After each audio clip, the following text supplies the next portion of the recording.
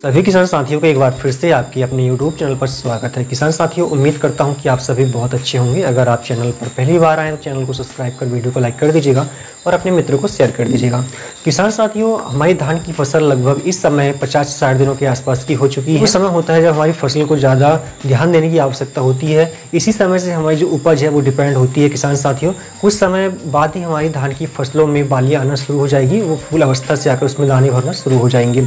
ये वही समय होता है जब धान की फसल में बहुत सारे रोग देखने को मिलते हैं, कीट देखने को मिलते हैं, कुछ माइक्रो न्यूट्रिएंट्स की कमी भी देखने को इस समय मिलती है। किसान साथियों, अगर इनकी पूर्ति नहीं हो पाती है तो धान की जो बालियाँ होती है उसमें दाने कम आते हैं, अगर आते भी हैं तो गिरना शुरू हो जाते हैं। तो आज इस वीडियो के माध्यम से मैं आपको ऐसे कुछ दवाइयाँ और उनके स्प्रे के बारे में बताऊँगा जिन्हें करके आप धान की अच्छी उपज ले सकते हैं और कहना चाहिए कि विभिन्न प्रकार के रोगों से आप निदान पा सकते हैं। साथियों, इस समय धान की फसल मुख्य रूप से जो रोग देखे जाते हैं उनमें है झोंका रोग, झुलसा रोग, भूरा धब्बा रोग, शीत झुलसा रोग, खैरा रोग इत्यादि सबसे अधिक धान की फसल में देखने को मिलते हैं इस अवस्था में। तो इन रोगों से भी धान की फसल को बचाना बहुत जरूरी होता है किसान साथियों।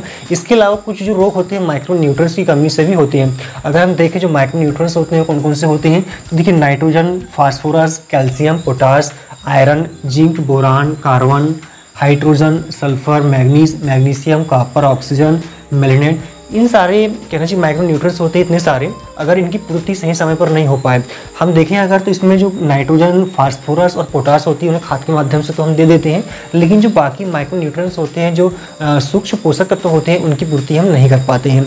तो ये सारी चीज़ें हमें ध्यान में रखते हुए स्प्रे करना चाहिए किसान साथियों। जब हमारी फसल जो है 55 से 60 दिन, मतलब वर्तमान में यदि आपकी फसल 55 से 60 दिन की हो गई हो तो उस समय आपको इन दवाओं को स्प्रे करना है।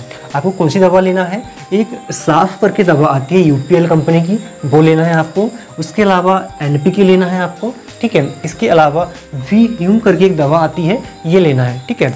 अब जो साफ यूपीएल जो दवा आती है किसान साथियों, इसकी मात्रा आपको लेनी है 300 ग्राम, ठीक है। और जो एनपीके आता है ये लेना है आपको 0:0:50 में जो आता है, जिसमें सिर्फ पोटास की मात्रा होती है, ठीक है। वो एनपीके लेना है आपको 1 किलो, ठीक है। ये सारे डोज जो प्रति एकड़ के लिए आपको बताया जा रहा है। फिर वी की जो दवा आती है इसकी आपको 250 ml मात्रा लेनी है और इन तीनों को एक साथ पानी में आपको घोल लेना है, ठीक है। 200 लीटर पानी में आपको कहना चाहिए इसका स्प्रे खेत में करना है। या तो आप चाहो तो इन्हें एक निश्चित कहना चाहिए क्वांटिटी में इसका घोल बना सकते हैं, या तो 200 लीटर पानी में ही डायरेक्ट इससे घोल कर आप खेत में छिड़काव कर सकते हैं। साथियों, अगला जो स्प्रे आपको करना है जब आपकी धान की फसल 80 से 85 दिन की हो जाए उस समय करना है। ये वो अवस्था होती है जब हमारी धान की फसल में बालियाँ भरना शुरू हो जाती है, इसमें दाने जो है उसमें भरना शुरू हो जाते हैं, ठीक है। आपको पहली दवा लेना है इसमें अमृत अल्जाइम करके आती है किसान साथियों, ये दवा लेना है आपको, ठीक है।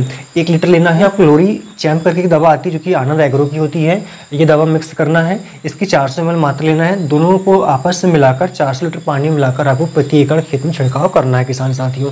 तो इस तरह यदि आप दोनों स्प्रे को समय पर कर लेते हैं तो निश्चित ही आपकी जो धान की फसल है ये विभिन्न रोगों से बच जाएगी और जो माइक्रो न्यूट्रिएंट्स की कमी हुई है उसकी पूर्ति भी इससे हो जाएगी किसान साथियों। आप निश्चित ही देखेंगे कि आपकी जो उपज है उसमें आपको बढ़ोतरी देखने को मिलेगी। तो उम्मीद करता हूँ आपकी ये सारी जानकारी आपको पसंद आई होगी। अगर जानकारी पसंद आती है तो वीडियो को लाइक कर दीजिएगा, मित्रों को शेयर कर दीजिएगा और चैनल को सब्सक्राइब कर लीजिएगा।